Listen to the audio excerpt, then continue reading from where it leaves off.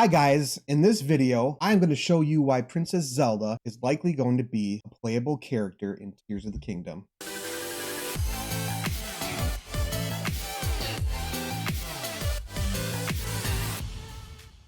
Have you ever been playing Breath of the Wild and thought, boy, I wish I could play as Zelda? I'm going to give you 4 points on why my theory is valid on why you'll be playing as Princess Zelda in Tears of the Kingdom. Here are the 4 points I'm going to be covering. Number 1, there are time reversal concepts in the game. Number 2, Zelda has her own Temple of Time. Number 3, there are hints of what I like to call oscillating worlds. Number 4, there is proof of different time periods. And after those points, I'm going to share with you how it's done. Now, before we get into this, I want to throw out what I'm not going to be covering. First of all, there's a ton of questions about these trailers, like do the Sky Islands relate to Skyward Sword? Or what about the Sky Barrier? What are those things projecting into the sky? Be clear, I'm only going to talk about the points that lead to Princess Zelda being a playable character. First, I want to lay down some assumptions I've deduced. For one, the Zonai. If you haven't heard of the Zonai, they're noted to be an ancient tribe, and they're mentioned in Breath of the Wild in areas like the Three Mazes and having to do with the barbarian armor set. Now in Tears of the Kingdom, we can see throughout the trailers many indicators of the Zonai, including monuments, pillars, and carvings. I won't get too far into the Zonai, you can look it up if you'd like, but the Zonai were finally confirmed at minute marker 335 of Anuma's gameplay when a construct dropped a Zonai charge after being defeated. Some important characteristics of the Zonai to look for are the teardrop shape and the white pineapple shape that appear frequently. I might add that that pineapple shape is strikingly similar to the shoulder pads of the barbarian armor set. So now to our first point, the time reversal theme. We quickly learn that Link acquires a gauntlet that essentially allows him to reverse time. Through recall, Link can temporarily reverse time with this new ability. We presume this gauntlet is Zonai because Zonai charges seem likely to power it. And that's easy to assume because the Zonai created ancient technology, and this would be right up their alley. Also, the Zonai charge is green, not unlike the fuel charges at Link's waist, and the green shrines that we see around Hyrule that are perhaps charging stations. So as you see, this recall ability directly relates to the Zonai and the ability to control time. But if this isn't enough evidence as being nothing more than another rune ability to you, then let me reinforce it. Another time reversal hint is the music that plays that sounds like voices being played in reverse.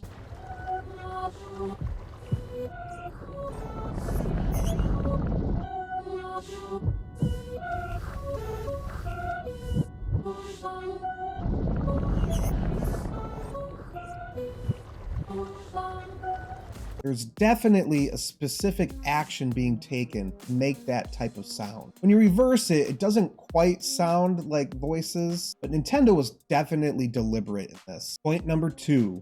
Zelda has her own Temple of Time-like location. Now this might be a stretch, but I think this will make sense by the end. We only see Zelda dressed in her traditional garb in the scenes prior to her fall in the cavern. Let me start by highlighting the timeline of events leading up to Zelda and Link meeting that corpse in the cavern. Zelda and Link enter a cave.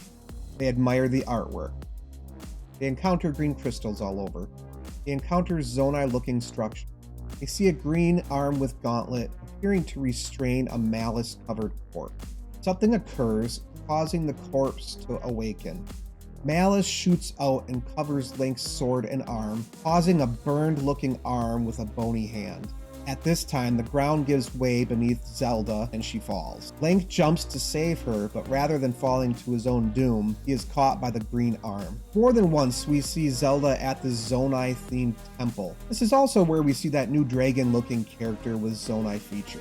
Is this some sort of afterlife for Zelda? If you recall in Ocarina of Time, Link was sealed in the Temple of Time for 7 years until he was worthy. Is this Zelda's purgatory in a way after she fell? We've already established there's a factor of time to Zonai. And now we see Zelda on the other side, if you will. We also see artwork that we've deduced is associated with the Zonai. In one shot, it shows a fallen princess, and in another, the princess locked arms with the dragon character. Point number 3. There are hints at what I like to call an oscillating world. Just like the Dark World of Link to the Past or Ocarina's Temple of Time, we're given vibes of separated worlds. Even Link pulling out the melted Master Sword gives us that vibe of Link admiring his sword when placing or removing from the pedestal in the Temple of Time. Examples of this are subtle but repeated. Even the logo art is an example of this, with the yin and yang green dragons that chase each other. There are other little hints as well, such as the music from The Link to the Past, giving a real dark world theme.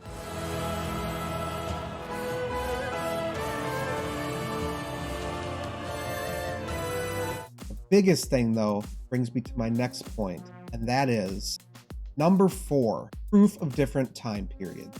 Now, you might think that there's no real evidence for this, but hear me out. We know that the gauntlet has the ability to reverse time.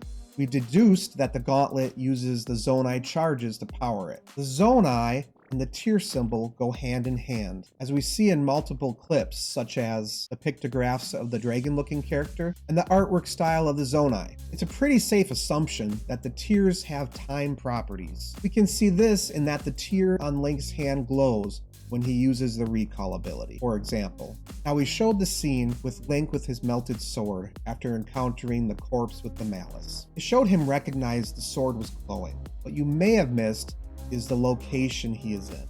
Link is at this location. I would like to believe that there is an interaction of worlds here. Not only do I think it's an interaction between worlds, but in time. We can see this location as Link skydives through the air, but we also see it in another location. That's right. We see it with Zelda as she says these words. Link! You must find me. Does that prove time travel? There are 2 important details in this scene you may have missed. Did you catch them? 1. Zelda's not up in the air. Number 2. There are no sky islands. Now, finally, for the theory. But first, if you want more videos like this, don't forget to hit the subscribe button. We'll be bringing out much more content like this with the release of Tears of the Kingdom on May 12th. So here it is. Okay, so we know that Princess Zelda has a more obvious role in Link's assist than in the past. If we accept that we properly deduced how the Zonai work, how time is affected, and Zelda's separated reality, it's now easy to see this next connection. We hear Zelda say, I know why I am here. It's something only I can do. This is telling us 2 things. Zelda is somewhere for some time, and she has a role that Link is unable to do if by distance or time that separate. Again, she says, But Link, I am not sure you'll be able to stop him. To me, this is more than Zelda's usual pessimism. It indicates that the typical way of defeating Ganon won't work, and somehow Zelda will have to do something different. When Zelda first fell into the hole in the 2021 trailer, nothing happened.